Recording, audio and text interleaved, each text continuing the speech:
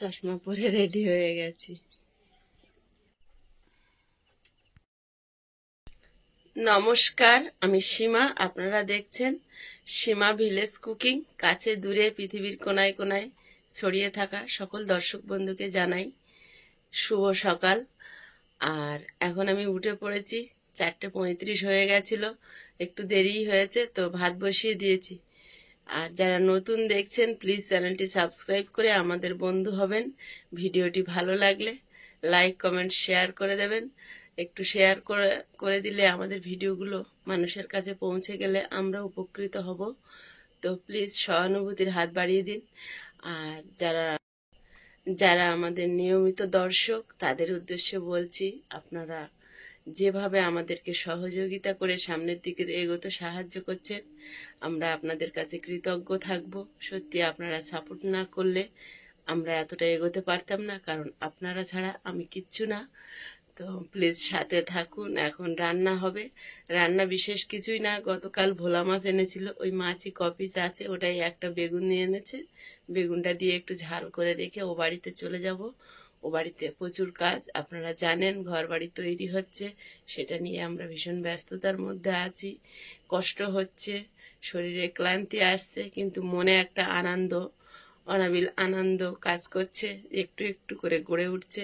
আপনারা বলছেন, সেটা শুনতে সত্যিই ভালো লাগছে যে তোমাদের স্বপ্ন কুটির একটু একটু করে গড়ে উঠছে। সেটা সাক্ষী থাকছেন আপনারা।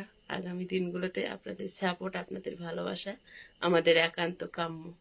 তো প্লিজ সাথে থাকুন। আর পবিত্র আজান দিচ্ছে, আজানের আওয়াজটা শোনা যাচ্ছে। এইদিকে আমি রান্নাটা সেরে নেব। তো প্লিজ সাথে থাকুন। এই যে বেগুন, একটাই বেগুন এনেছে রাত্রেবেলা, এই একটাই বেগুন দিয়ে কপিস মাছ আছে, ওটা ঝোল করে নেব, আর কিছু না। এটাই করতে করতে 6টা বেজে যাবে। ফ্রাই প্যানে তেল গরম হচ্ছে, আর এধারে ভাত বসিয়েছি। এখন যা হোক একটু খেলেই হলো। একেবারে খিদের সময় কিছু না পেলে হবে না, সেরকমটাই। বেগুন 1 চাকা রেখে দিয়েছি, আর 1 চাকা ভেজে নিচ্ছি। অনেক বড় বেগুনটা ভেজে নিয়েছে। ইলেকট্রিক কেটলিতে জল গরম হচ্ছে, এখানে মশলাটা রেডি হচ্ছে, গরম জল এবার দিয়ে দেবো। মাছ আর বেগুনটা ভেজে এক প্লেটে তুলে নিয়েছি।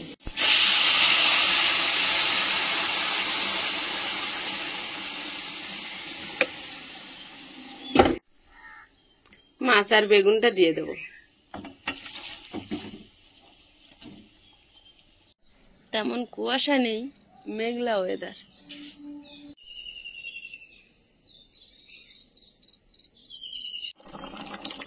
তরকারিটা হয়ে এসছে।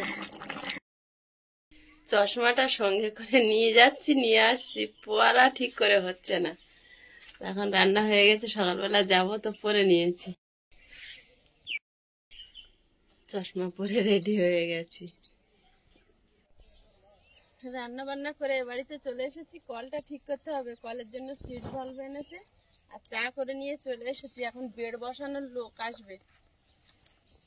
যে কুয়োটা করতে হয় না, সেই কুয়ো সেফটি ট্যাঙ্ক করলে তার জল পাস হওয়ার জন্য একটা কুয়ো বানাতে হয়। একটা কুয়ো বানাতে হয়। কুয়াশাটা তো প্রতিদিনই একই রকম আজকে কম না? আছে। কম বলতে আজকে আমার একটু ওর বেলা করে এসেছি। না না, আবার এখন বাড়ছে।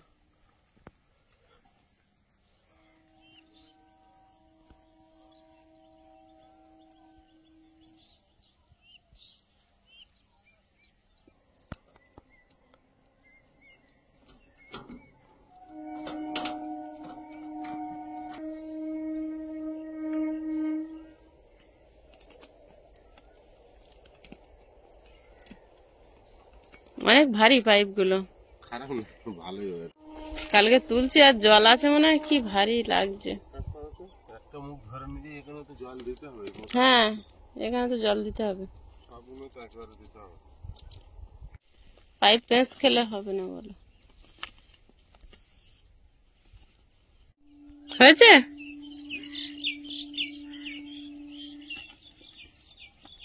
হয়ে গেছে।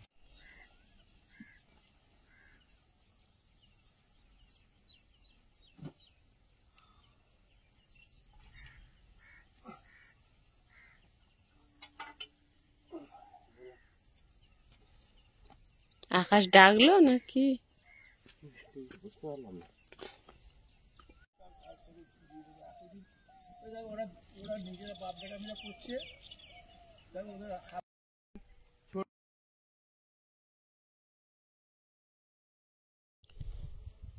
গণেশ দা ভালো কারেন্টের কাজ জানে, কারেন্টের মিস্ত্রি গণেশ দা।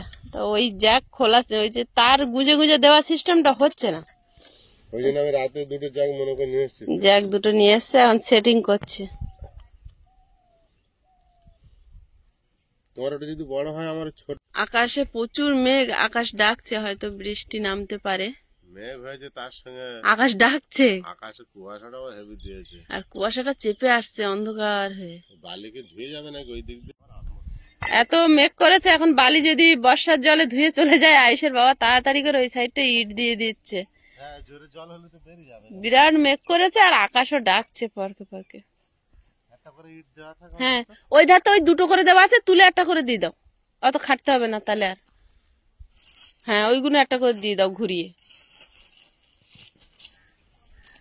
আমি ভাবলাম আজকে রান্নাঘরটা নেতা গোবর দেবো, তা বৃষ্টি হয়ে নিক, দেখি কি হচ্ছে।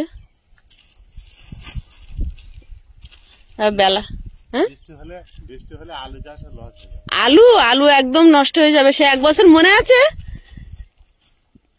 জলের থেকে হাঁচা করে তুলেছিল। বৃষ্টি হলে খুব সমস্যা।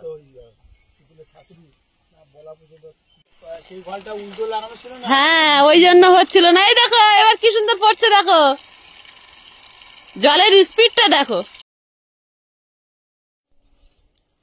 ওইভাবে হবে না, আরো ইট দিতে হবে, সাইডে ঢসে আসবে। ইট দেবো তো, ওই জন্য একটু তুলে দিচ্ছি। ঢসে আসবে, আগের থেকে চলে যাবো না। হুম। এগুলো সব ভরে থাকবে। চড়ুই পাখিটা আর একটু ফ্যাকাশে কালার মতন, এটা একটু ডিপ, দেখো যেমন গা পরিষ্কার করছে, গা পরিষ্কার ছিল।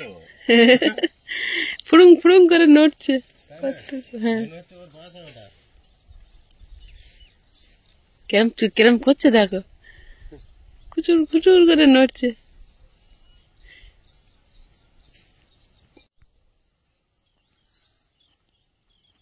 এবার ঠিক হয়েছে, বালি আর নেমে আসবে না। বৃষ্টি হলে বালি ধুয়ে চলে যাবে। জোরে জল হলে কিছু ভেঙে বাইরে পড়ে যাবে, ঘাসের উপর চলে যাবে, ওগুলা তোলা হবে না।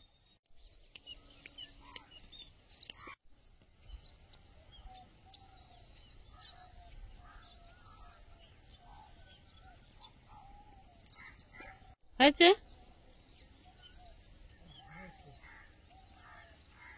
ওখানে সেই তারটা ছিল কিন্তু, হ্যাঁ, ওইটা দিয়ে বেঁধে দেবে।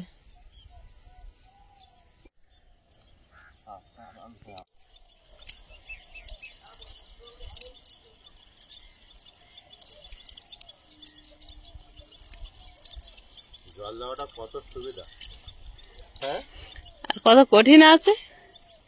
কঠিন, ওই বালতি বয়ে বয়ে এনে কলের থেকে বালতি বয়ে বয়ে। যেদিন একদিন এই নিচের অনেক দেয়াল ছিল, একটানা 19 বালতি জল এনে দিয়েছি, তারপরের দিন যেন উঠতে পারছি না। 19 বালতি জল ওখান থেকে আনা কষ্ট হবে না?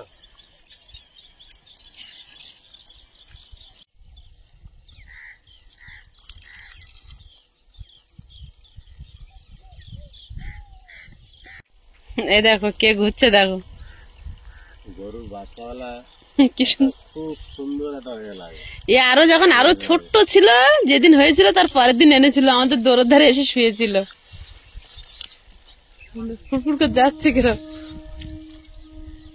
বাচ্চা যখন থাকে তার ইমেজটাই আলাদা। গণেশ দাদের দুটো ছাগল বাচ্চা হয়েছে।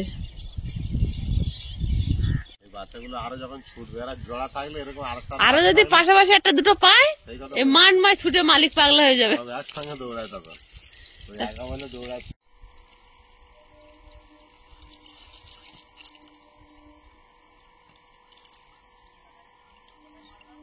বুঝলে? ওটা কে আসছে? তাই তো 40 হয়ে গেছে কিন্তু। ওখানে একটা ছোট মাথা দেখা যাচ্ছে, ছোট মাথা একদম, ওই যে ছোট মাথা ঘুরঘুর করে আসছে দেয়ালের কানাতে। সারাদিন লেগে যেত।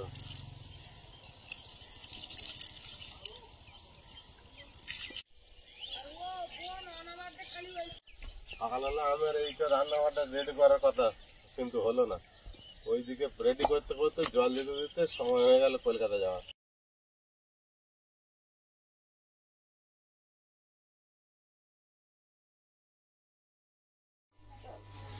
উপর থেকে একটু গোলমরিচের গুঁড়ো ছড়িয়ে দিয়ে ঢাকা দিয়েছিলাম, যার জন্য ওই কালো কালো মতো ভাসছে, ওটা কিন্তু গোলমরিচের গুঁড়ো। আয়েশের বাবা বলছে খাওয়ার সময় হবে কিনা হবে, তুমি কোটোটা ভরে রাখো।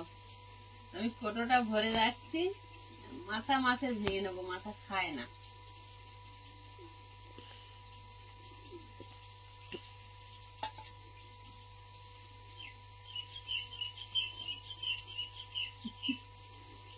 একজন দিদিভাই লিখেছে যে যে টিফিন বক্স আমাদের সংযুক্ত দিদিভাই পাঠিয়েছিল সেটাই করে খাবার দেবে, ওটাই করেই খাবার দেবো। তা আয়েশের বাবা বলছে আমি যেদিন থেকে নতুন বাড়ি যাব ওই বাড়ি থেকে নতুন টিফিন বক্সে খাবার দেবে, কদিন এই বক্সে দাও। যার যার একটা মনের আশা, তার জন্য কদিন এই বক্সে দিচ্ছি, আর ওই বক্সে এরপরে দেবো। নতুন বাড়িতে সবকিছু নতুন হলে খুব ভালো লাগে। মাছটা ভাতের উপরে দিই, কারণ হচ্ছে মাছটা এই ঝোলের সঙ্গে কোটোর ভিতরে দিলে ধাক্কা খেয়ে খেয়ে মাছের পিস ভেঙে গলে পুরো আর খুঁজে পাওয়া যায় না, কারণ ব্যাগটা কাঁধে করে অনেক দূর যায় তো, সেই জন্য।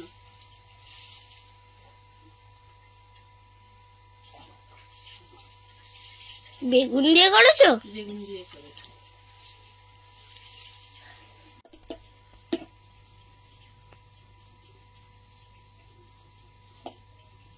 আগে প্লাস্টিকে বেঁধে দিতাম, প্লাস্টিকের ভিতরে ঘাম হয় বলে এখন এই কাপড়ে বেঁধে দিই।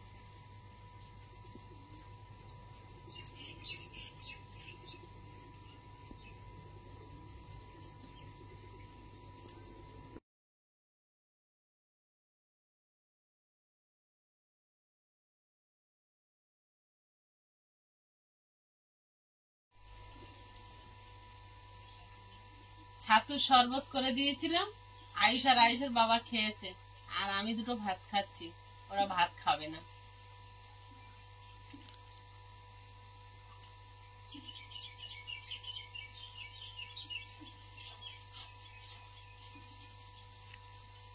আমার তো হেভি লেগেছে, হুম, আমার তো দেখা মনে হচ্ছে হেভি হয়েছে। তা তুমি এক গালা আসো, খাও আমার পাশে। না থাকতে খাওয়া খিদে নেই, পেট ভরে গেছে। এই বেলের শরবত, সরি বেলের শরবত কেন বলছি, কি খেয়েছো ওটা? ভুলে গেলাম। কি ছাতু, ছিল? ছাতু। ছাতু, হ্যাঁ ছাতু। অনেকদিন খাওয়া হয়নি তো, নাম আমরা ভুলে ভুলে গেছি। গেছি। ছাতু বলতে বেলের শরবত বলছি। হুম, ভালো হয়েছে? এক গাল খেয়ে দাও।